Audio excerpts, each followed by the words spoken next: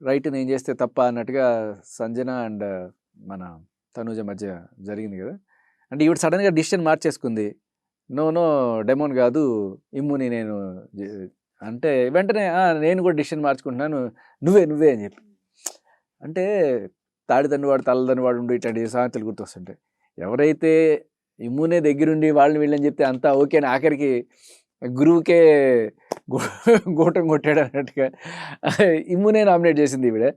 Okay నువ్వు చేసిన పని నీకే తగులుతుంది, కర్మ ఇస్ ఎ బూమరాంగ్ అని చెప్పి డైరెక్ట్గా సంజననే నామినేట్ చేస్తూ అది సంజనని వెళ్ళడానికి లేదని చెప్పి తనుజ చెప్పుకొచ్చింది. జరుగుతుంటాయి. కానీ టక్కుమని చూసేవాళ్ళకి నాకు తెలిసి ఎవ్వరు కూడా ఓట్లు వేసేవాళ్ళు వీళ్ళందరూ మొత్తం ఎపిసోడ్లు చూడరు. అక్కడక్కడ బిట్స్ అండ్ పీసెస్గా చూసుకొని వాళ్ళు ఒక దీంట్లోకి వెళ్ళిపోతారు ఒక ఐడియాలో.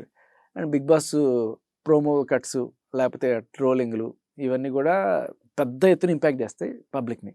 ఆ కోణంలో ఇప్పుడు 4-5 ఒకటేసారి సంజన టార్గెట్ చేస్తే సంజన మీదకి ఒక సింపతి, ఆ సింపతి వల్ల ఒక ఓట్ బ్యాంకు తయారవుతుంది.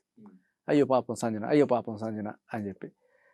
అట్ ద సేమ్ టైమ్ ఇన్నాళ్ళు డెమోన్ మీద ఏదైతే నెగిటివిటీ ఉండిందో రీతు వెళ్ళిపోయిన తర్వాత మనోడు ఫ్రీ అయిపోయాడు. కానీ అది వెళ్ళి ఇప్పుడు ఇండైరెక్ట్గా ఏముంది డైరెక్ట్గానే కళ్యాణ్కి చుట్టుకున్నట్టు అనిపిస్తుంది. సంజన ఎలా అయితే రీతుని గట్టిగా కడిగి పడేసిందో రాత్రిపూట ఏమిటా గొసగొసలు మాకు ఇబ్బందిగా ఉందని చెప్పి ఆ రేంజ్లో కాకపోయినా కూడా భరణి ఇదే రేంజ్లో కళ్యాణ్ గడిగేశాడు. ఓకే నువ్వు పప్పెట్ అయిపోతున్నావు, మొన్నటిదాకా వీళ్ళిద్దరు నడిచింది ఇప్పుడు మీ ఇద్దరు అనుకునే అంత రేంజ్ కాకపోయినా కూడా లిటరల్లీ ఆవిడ ఏం చెప్తే అది దాసోహం అన్నట్టుగా నువ్వు ప్రవర్తించడం అనేది కరెక్ట్ కాదు అనేది. ఇది ఖచ్చితంగా ఆ రోజున సంజనాకి ఎలా ప్లస్ అయిందో భరణికి కూడా ఈ రోజున అది ప్లస్ అవుతుంది. As long as he does the same thing. Kalyan ఎంతసేపు ఈవిడ భజన చేస్తూ తిరిగితే